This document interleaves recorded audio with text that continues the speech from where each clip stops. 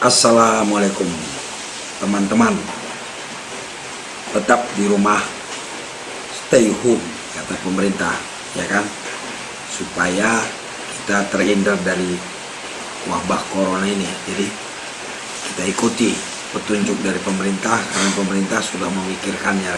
Dan mengenai karantina wilayah, seandainya terjadi, saya sudah buat videonya, rekan-rekan bisa cek di video saya sebelumnya.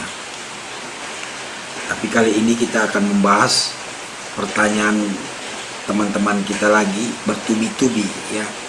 Sebenarnya saya sudah buat videonya juga, tapi barangkali kurang jelas. Saya akan menjelaskan lagi mengenai siapa yang mendapat kelonggaran cicilan kredit berkaitan dengan wabah corona ini, ya kan, siapa saja yang mendapatkannya dan bagaimana cara mendapatkannya. Itulah yang akan kita bahas. Jadi hal ini diatur di peraturan OJK nomor 11 tahun 2020, ya.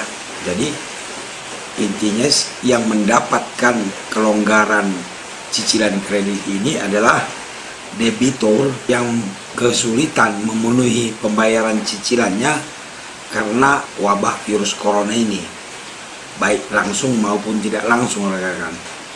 Maksudnya begini, kalau langsung ya berarti dia memang terkena penyakit, terkena virus, ya kan. Kalau tidak langsung, misalnya karena wabah ini pemasukannya jadi nggak ada atau berkurang, itulah yang mendapatkan kelonggaran pembayaran cicilan ini. Misalnya debitur kecil, sektor informal, usaha mikro, kemudian pekerja berpenghasilan harian yang memiliki kewajiban pembayaran kredit untuk menjalankan usaha mereka. Kalau mereka ini terkena dampak daripada wabah ini, baik langsung maupun tidak langsung, mereka mendapat kelonggaran. Biasanya kan dari sektor pariwisata, bisa transportasi, perhotelan, perdagangan, pengolahan pertanian dan pertambangan, dan lain-lain, rekan-rekan. Jadi pada intinya debitur yang kesulitan membayar cicilannya akibat dampak virus corona ini, ya.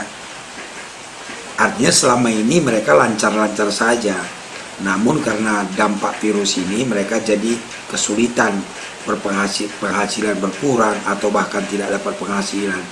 Itulah yang menjadi sasaran pada peraturan OJK ini. Jadi bukan orang-orang yang memang bandel membayar kredit, ya, yang selama ini juga mereka bandel membayar kredit, tahu-tahu mengambil kesempatan ini. Itu bukan seperti itu, rekan-rekannya. Lalu kelonggaran apa yang didapat? Nah, kelonggaran yang didapat itu adalah satu, penurunan suku bunga, ya, atau dua, perpanjangan waktu, ya kan, jangka waktunya diperpanjang. Ketiga, pengurangan tunggakan pokok. Yang keempat, pengurangan tunggakan bunga.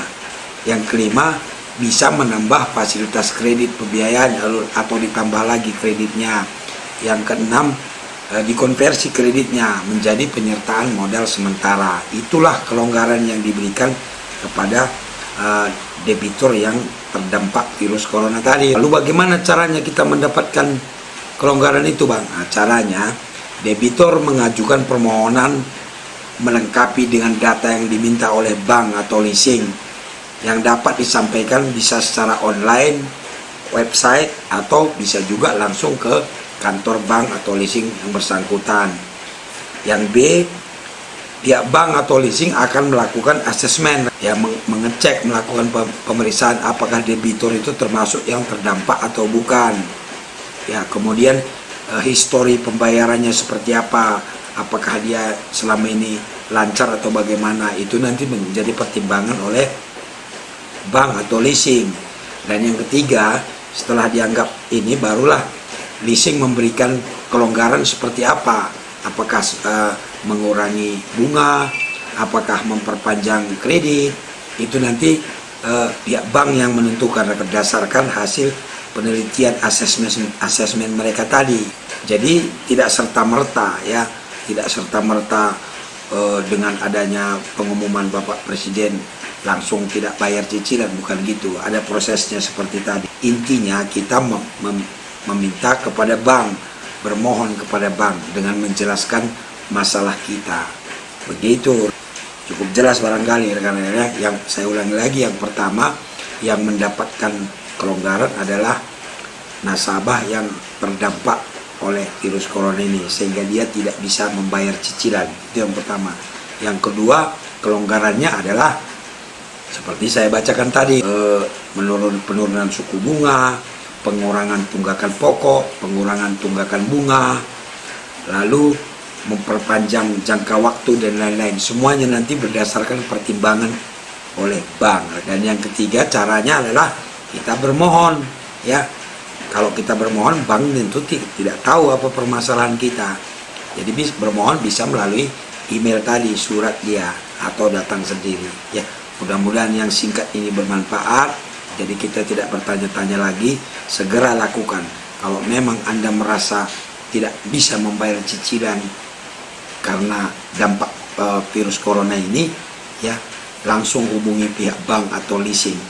Tetap semangat, jauhkan diri dari masalah, stay home, jangan kemana-mana, ya kan. Kita ikuti arahan pemerintah supaya rencana pemerintah untuk memutus penyebaran virus ini cepat berhasil. Sampai berjumpa kembali, jangan lupa tetap tonton channel Bang Benny dan bergabung bersama grup Lang Maut, grup WA. Di sana kita diskusi hukum, konsultasi hukum gratis agar kita terhindar dari kesewenang-wenangan. Paham hukum, terhindar dari kesewenang-wenangan. Assalamualaikum, menjuah-juah kita kerinan.